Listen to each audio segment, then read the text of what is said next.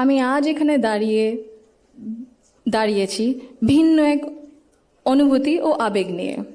বাংলাদেশের এই পলিসি লেভেলটায় আমার প্রথম বক্তব্য এটা। আমি এমন কেউ নয় যার কাছে সব প্রশ্নের উত্তর আছে বা সব সমস্যার সমাধান জানা আছে।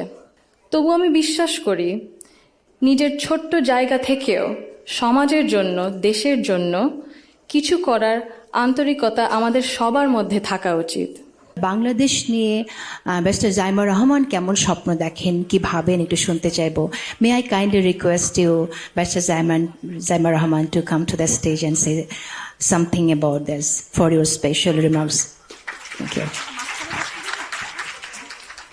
আমাকে শোনা যাচ্ছে? বিসমিল্লাহির রহমানির রহিম।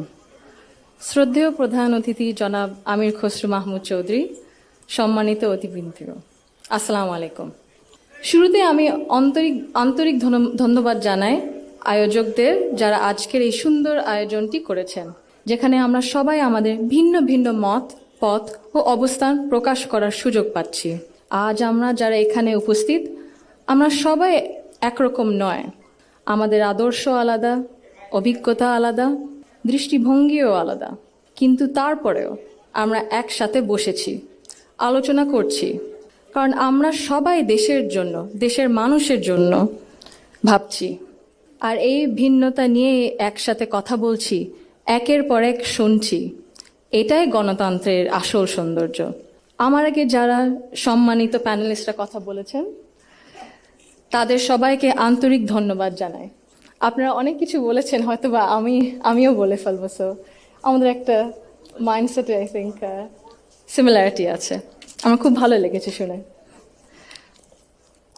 আমি আজ এখানে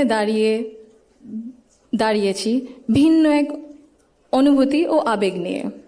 বাংলাদেশের এই পলিসি লেভেলটায় আমার প্রথম বক্তব্য এটা।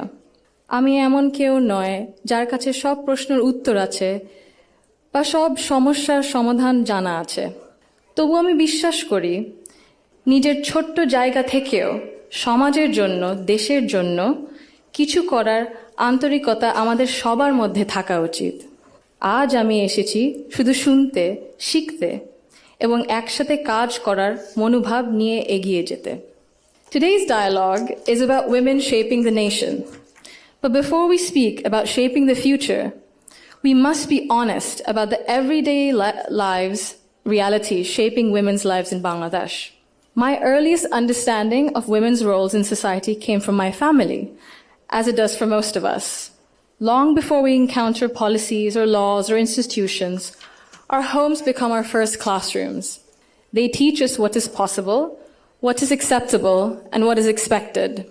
In my home, certain things were never questioned.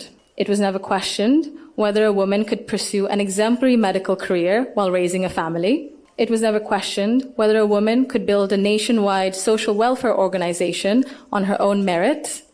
It was never questioned whether a woman was fit to lead, to command authority in a room full of men. And it was never questioned whether the men in our lives would stand alongside the women in their lives as equals. My mother continued to excel professionally as a cardiologist in government hospitals, often in patriarchal settings, because she had encouragement and support at home to balance both career and family. In 1979, my Nanu, Saida Iqbal Mandbanu, began using her own home to open a free elementary school for vulnerable and disadvantaged children. What began as a personal act of care grew into one of the earliest NGOs in Bangladesh, Shurubhi, creating meaningful and lasting change in young people's lives. The belief that women's dignity must be recognized both privately and publicly was also reflected in my grandparents' lives and leadership beyond our family. My grandfather, President Zia Rahman, understood that development was incomplete if women were excluded. He saw women as capable contributors at home, at work, and in public life, and that belief carried into the choices he made as a leader.